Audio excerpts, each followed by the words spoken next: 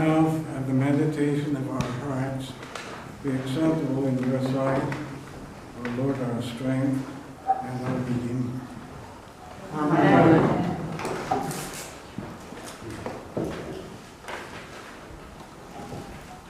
I suspect that a lot of you feel the way I do, that one of the things that really is wonderful about this building are the beams. And you may or may not know that when we were building this building, I think it was the architect who was quite set on the idea that the beams should come from trees that grew in Rhode Island. And actually this proved to be kind of a big assignment for somebody, because Rhode Island doesn't tend to produce trees that are big enough to allow for the fashioning of such beams, especially the longer ones. But they were done at a little place in Foster, and I remember that Mary B. and I visited that place at one time. And so they were just this little place fashioning these big beams. And of course, I think it's wonderful to have it. Well, after the church had been built for some months, one afternoon I came walking in here, and I saw that sitting in here by himself was the guy who had fashioned the beams. And he turned around and said to me, "I hope it's okay for me to be here." I said, "Of course it's okay for you to be here." And people do from time to time, sometimes more often than others, come in here to pray. And he said to me, "Well, I didn't come in here to pray. I came in to visit my beams."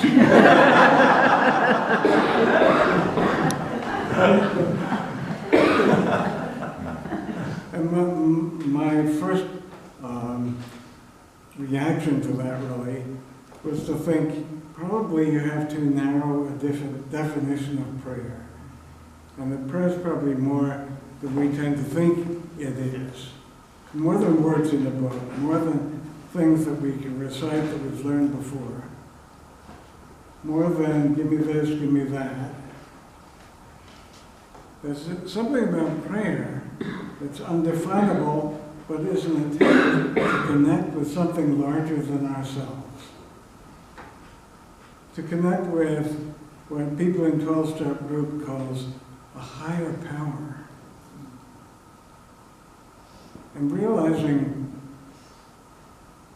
that there is a higher power, and we can't exactly define that higher power, and we make a mistake when we do, because we always end up limiting God. But anyway, there was something about having fashioned these beams that connected this man to this building. And there are a lot of people actually who are connected to the fabric of this building. Because there were a lot of people who were members of St. Augustine's at the time. And some of them are here actually, but who worked on the building. And the people of the church actually did a lot of work in preparing this building. And the contractor afterwards said to me that he estimated that because of the work of the people, we saved about $40,000. And I mean, that's pretty impressive for a little congregation like this. But people really put their heart and soul into the building. One of the people that I remember distinctly being involved in it, I remember one day, another day when I walked in here and I saw up on the scaffolding up there, Bob Richardson was painting the ceiling. I think you can picture it. And what I remember is saying, Bob, why don't you come down and I'll finish up what you're doing? And I remember distinctly Bob's response, no.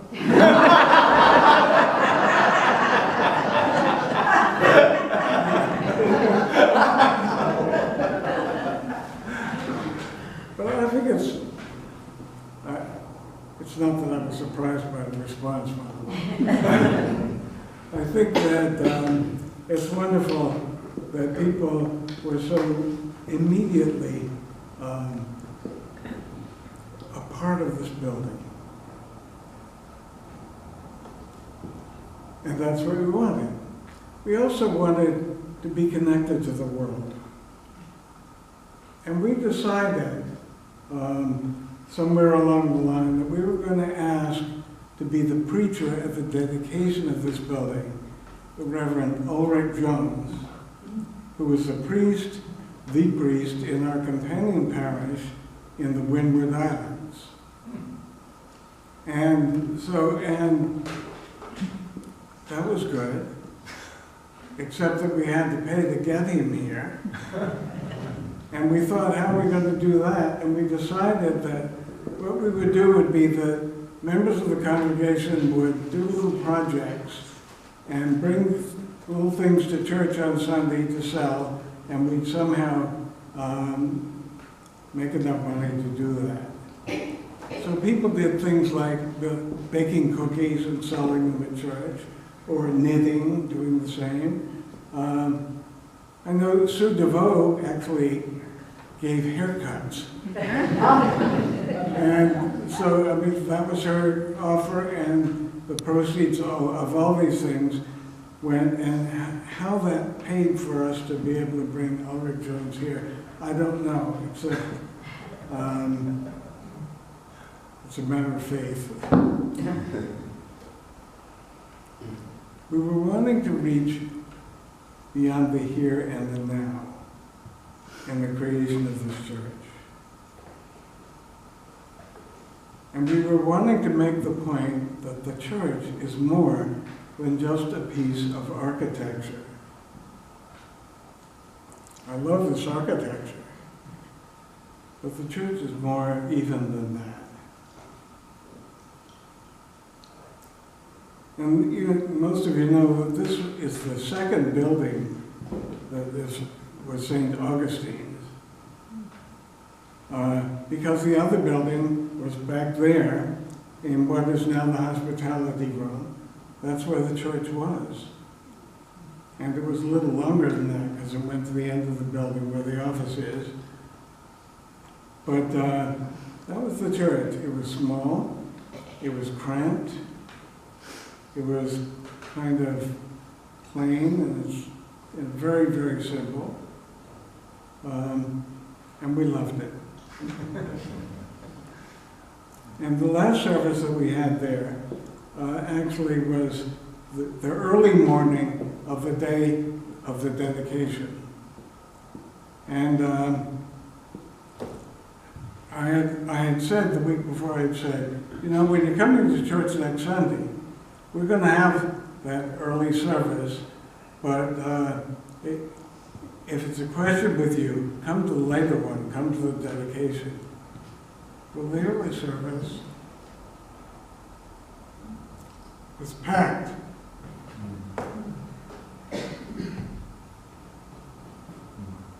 We were saying goodbye to a place that had been so important. More than just a building. It was a home. It was a home for a family. And it was our doorway to the beyond. Now, a little more than 60 years ago, the Bishop of Rhode Island, Bishop John Seville Higgins, met with a small group of people from Kingston to talk about starting a new church. It was a small group, but they were people who were intrigued by the idea. He was inviting them to be the heart of a new church. He was inviting them to be the start of a campus ministry. Now, the diocese had quite a distinguished campus ministry at Brown. Very distinguished. It was wonderful. And he wanted the same thing for the University of Rhode Island, and ultimately for other campuses in the diocese. Well, about 16 years later, Murray B. and I came along. We arrived here, and what we found was quite an energetic family. And we came to realize quite early that the whole thing was much more than a place with regular liturgies. It was a family.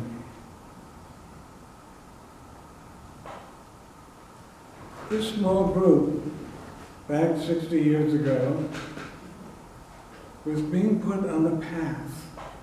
I would call it a pilgrimage. And we, Mary B. and I, had arrived in midstream. It had been going on before us, and it would go on after us.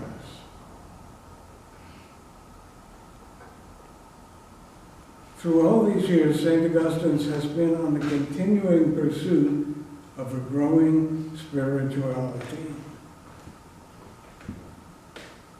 No doubt, sometimes we've gone backwards on this path. That seems to be inevitable with congregations. We know that congregations can and do get ingrown. We can get crushingly focused on budgets and buildings and possessions. We can get captivated by the trends of the currently prevailing culture. We can get trapped by self-absorption, losing sight of the immensity of God's love. We can get starting to think that we are better than, like the elect.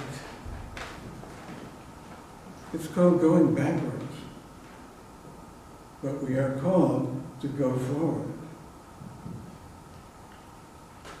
to somehow reflect God's love for all people, to be receptive, to be open-hearted.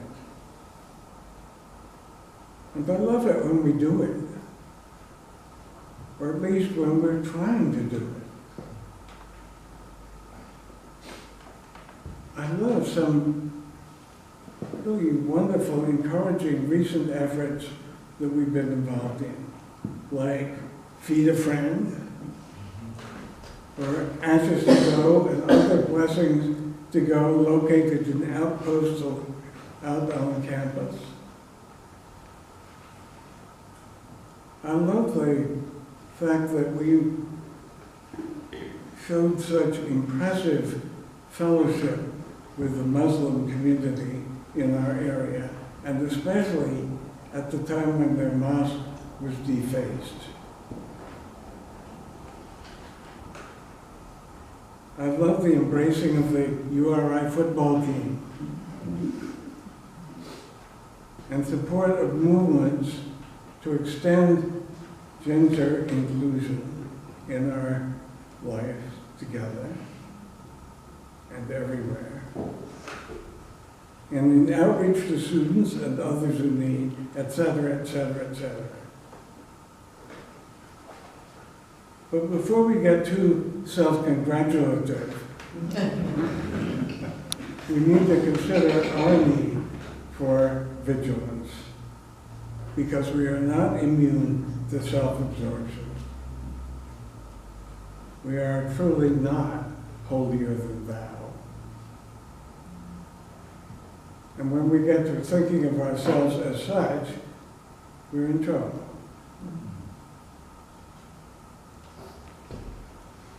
When I was thinking about these things, I remembered a wonderful passage, wonderful to me, from Genesis. It goes like this: if thou doest well, shall it not be lifted up? And if thou doest not well, sin counteth at the door. That's the phrase that I like. And unto thee shall be its desire. But do thou rule over it. To capitalize the meaning of the verse, what it's saying is, watch it.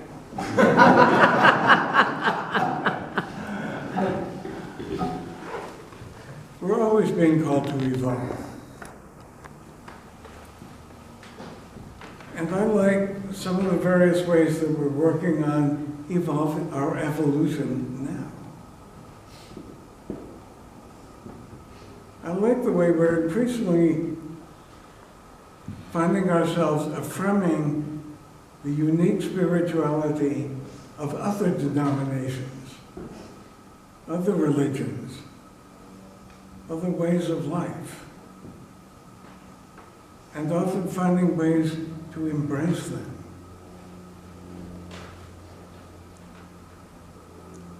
And I love it how we've been exploring with the whole idea of ministry. And saying ministry, that isn't just the clergy, that's all of us. Everybody is called to be a minister of God and a minister of this congregation. And when we start thinking about ministry in that way, what we're saying is the vicar is not so much a honcho, but more like a ringmaster.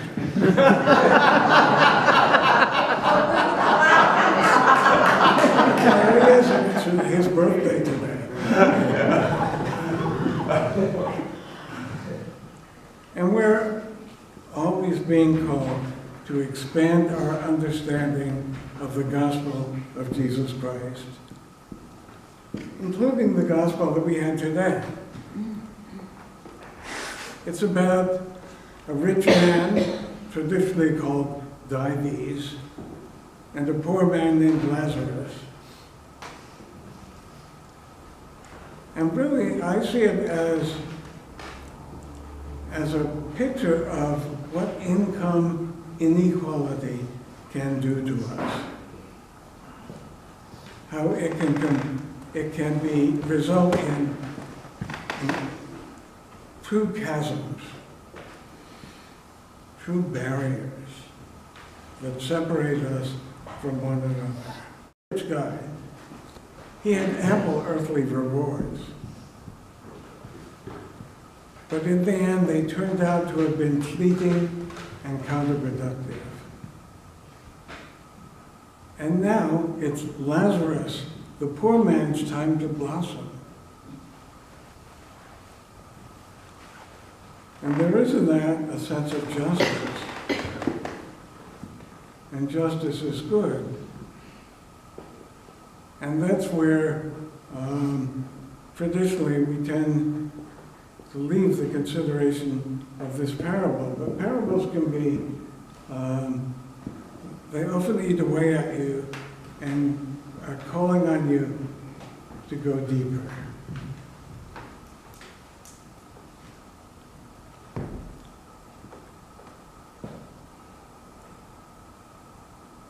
But wait, we at our level, at whatever level we are, we can be just like Dives. We can be dismissing of other people. We can find ourselves shunning those who are less fortunate than ourselves, people who are different from ourselves, like the vagrant on the street, a person who is impaired or unpleasant or obnoxious, the person who is different, the person who has a different opinion or outlook from ours,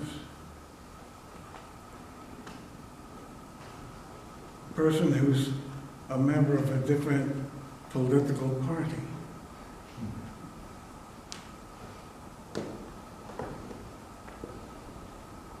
So when we start acting like that, when we start writing people off, what does the whole idea of justice mean for us? We could end up being the one pining for a drop of water on our tongue because we're so thirsty.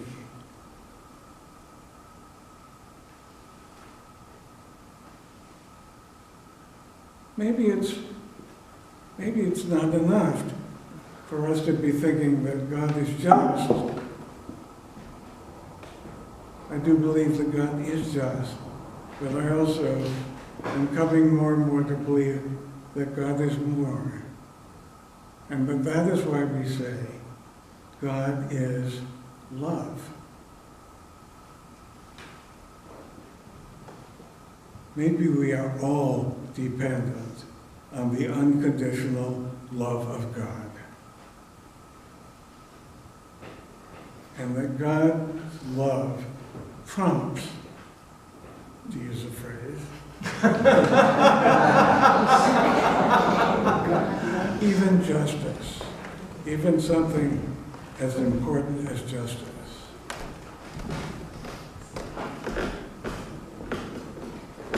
Maybe our pilgrimage is bringing us into that kind of an insight. We are, after all, called to evolve.